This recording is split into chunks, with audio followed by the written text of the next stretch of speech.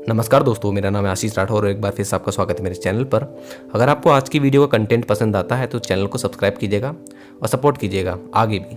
तो शुरू करते हैं आज की वीडियो। बहुत ही इन्फॉर्मेटिव वीडियो आज की होने वाली है, आखिर तक देखने की कोशिश कीजिएगा।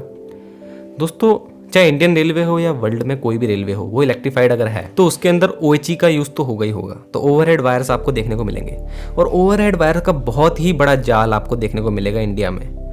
जैसे कि हम इलेक्ट्रिफिकेशन की तरफ आगे बढ़ भी रहे हैं, आपको कभी ना कभी अचंभा होता होगा किस तरीके से ये सर्किट तैयार करता है रेलवे।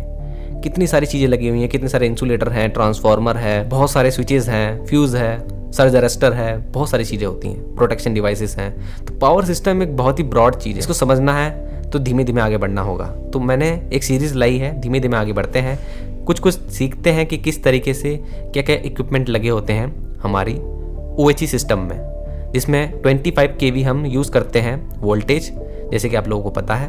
तो आप लोगों के सामने मैं आज प्रस्तुत करने जा रहा हूँ ये वीडियो, जिसमें मैं आपको बताऊंगा। आप देख पा रहे होंगे ये जो ट्रांसफार्मर है, ये ट्रांसफार्मर जो आपको दिख रहा है, इसको हम आज एक्सप्लेन करेंगे। ये ट्रांसफार्मर आपको कई बार देखने को मिला होगा, बैक टू बैक भी आपको देखने को मिले होंगे जब भी आप ट्रेन में सफ़र करते हैं। तो ये ट्रांसफार्मर आखिर क्यों यूज़ किया जा रहा है और क्या है इसका काम? दोस्तों, इस ट्रांसफार्मर को कहते हैं ऑक्सिलरी ट्रांसफार्मर। ऑक्सिलरी का मतलब होता है सहायक ट्रांसफार्मर है ये। इसको समझने से पहले मैं आपको बताता हूँ ये ट्रांसफार्मर यूज़ क्यों होता है। तो दोस्तों, ये ट्रांसफार्मर सिंगल फेज ट्रांसफार्मर है जो कि 25 kV को कन्वर्ट करने में यूज़ होता है 230 टू 250 वोल्ट में, 50 हर्ट्ज के साथ में। तो इस ट्रांसफार्मर का जो आउटपुट है वो 230 से 250 वोल्ट तक है, जो कि 50 हर्ट्ज की फ्रीक्वेंसी के साथ में जनरेट करता है। और ये आउटपुट बिल्कुल वही आउटपुट है जो कि हमारे घरों में इलेक्ट्रिसिटी आ रही है। तो ये बिल्कुल सेम वही है। तो हम इसको कहीं ना कहीं पंखों को चलाने में या फिर कोई भी लाइट चलाने में, इन सब में यूज़ करेंगे। तो दोस्तों, यहाँ पर जो मैंने सहायक वर्ड का यूज़ करा, ऑक्सिलरी, अब इसका मतलब यही है, ये ट्रांसफार्मर जो हमें आउटपुट दे रहा है वो एक आउटपुट जो है उसको रेलवे अपने रेलवे स्टेशन के लिए यूज़ कर सकता है, कलर लाइट सिग्नल के लिए यूज़ करता है, लेबल क्रॉसिंग गेट के लिए यूज़ करता है। हमारे जो सब स्टेशन होते हैं वहाँ पर भी हमको इस तरीके के आउटपुट की ज़रूरत होती है।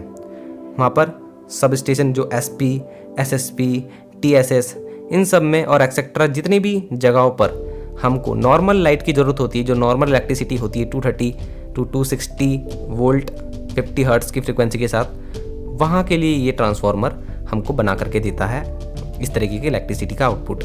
तो दोस्तों, अब जब हमको ज़रूरत अलग अलग है, जैसे रेलवे स्टेशन अगर बड़ा है तो वहाँ के लिए यहाँ पर ट्रांसफार्मर जो लगेगा ज़्यादा रेटिंग का लगेगा।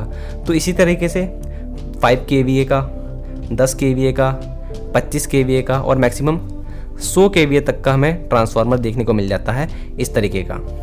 ये हमारे सुविधा के हिसाब से रेलवे लगाता है जहाँ पर उसको ज़्यादा इलेक्ट्रिसिटी चाहिए होती है।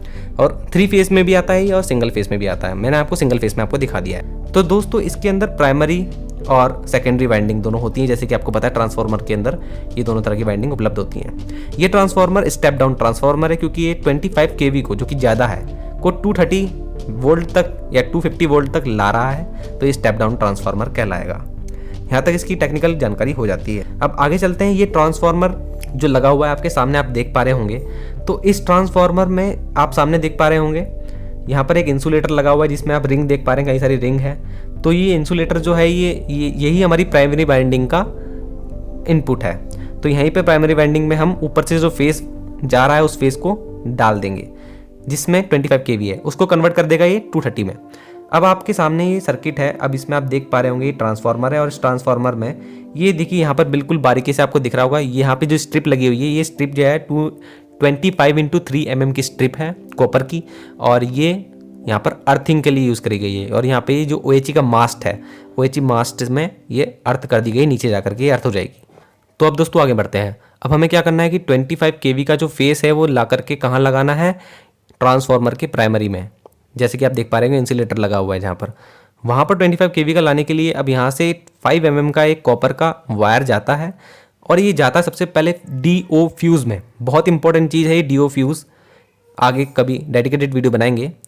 DO फ्यूज़ का मतलब होता है drop out fuse. Drop out fuse एक तरह से कॉम्बिनेशन है फ्यूज़ का और स्विच का। थर्मल प्रिंसिपल पे काम करता है। इसमें क्या होता है कि जब भी कोई ह्यूज अमाउंट की इलेक्ट्रिसिटी या वोल्टेज सर्ज आ जाए या फिर ओवरलोड हो जाए, तब ये ड्रॉप आउट हो जाता है। मतलब कि जो इसके बीच में ये फ्यूज़ की ट्यूब लगी है ये खुल जाती है और जो ये है सर्किट कट हो जाता है।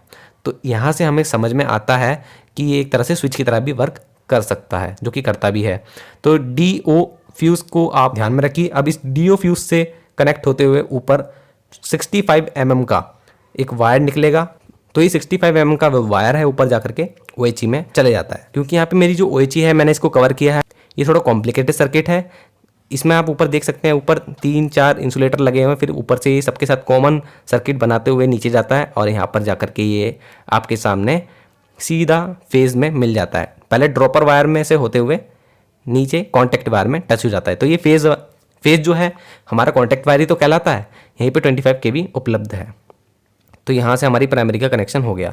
और आउटपुट में आप देख सकते हैं यहाँ पर ट्रांसफार्मर से एक मोटी सी केबल निकल के आ रही है, यहाँ पे नीचे काली सी, ये केबल ही है जो कि नीचे जाएगी और नीचे जाकर के फिर अंडरग्राउंड होकर के जहाँ पर भी रेलवे को यूज़ करना होगा इलेक्ट्रिसिटी 230 से 250 वोल्ट तक की जो भी इलेक्ट्रिसिटी है, रेलवे स्टेशन पर यूज़ करना होगा या फिर सब स्टेशन पर यूज़ करना होगा। सो दोस्तों अगर नॉर्मल OHE में लगा होगा तो आप देख सकते हैं नॉर्मली ऊपर से आकर के वायर सीधा कॉन्टैक्ट वायर में टच हो जाता है। तो यहाँ पर इस तरीके से कनेक्शन होते हैं। तो दोस्तों आप लोगों को आई होप समझ में आ गया होगा।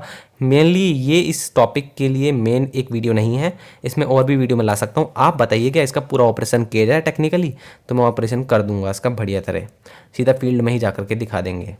तो दोस्तों आप लोगों को आई होप अच्छी लगी होगी वीडियो। कॉम्प्लिकेटेड बहुत है ये पावर सिस्टम, लेकिन इसको धीमे धीमे समझने की कोशिश करेंगे। तो इस सीरीज़ में बने रहिए आगे, अपने दोस्तों के साथ शेयर कीजिए जो पढ़ रहे हैं या फिर रेलवे में काम कर रहे हैं। तो आज के लिए इतना ही। वंदे मातरम। भारत माता की जय।